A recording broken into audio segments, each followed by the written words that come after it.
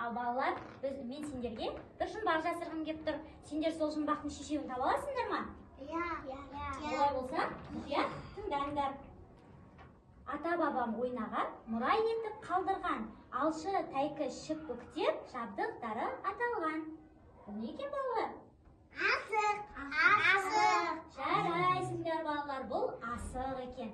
Балалар, біз бүгін осы асықтармен ойын ойнайтын боламыз. Және де бізге бүгін әкелерімізбен бірге Алинұрдың атасы да келіпті.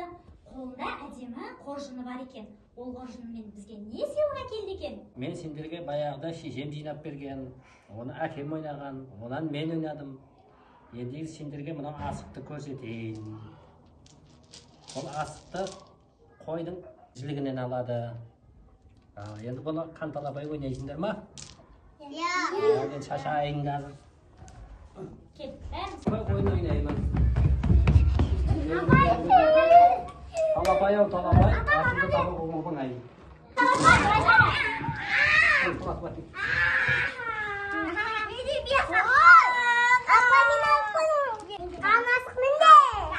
Ой, жарайсың, өзімнің немерем алыпты. Ой, өзіме ұқсаған екенсің. Ба, ойнаңдар.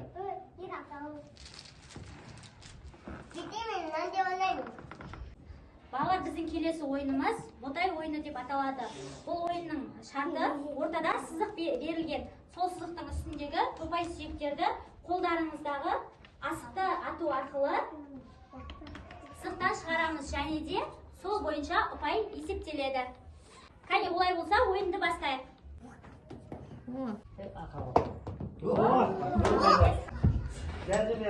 Ол жастан келді.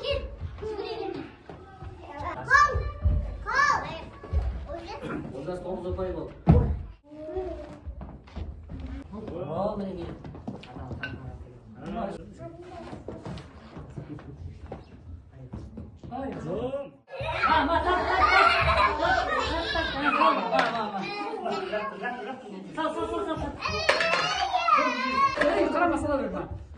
Ай, молодец,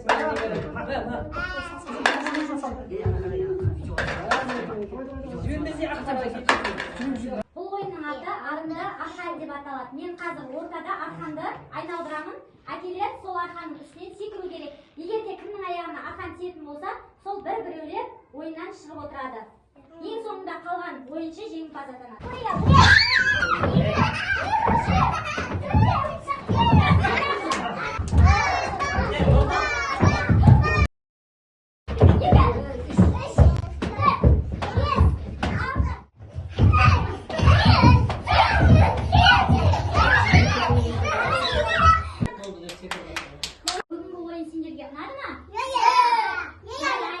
Бүгінгі ойынымыз қатысты және қызықты өтті. Бізде бүгін балалар достық жеңді. Сендерге көп-көп рахмет.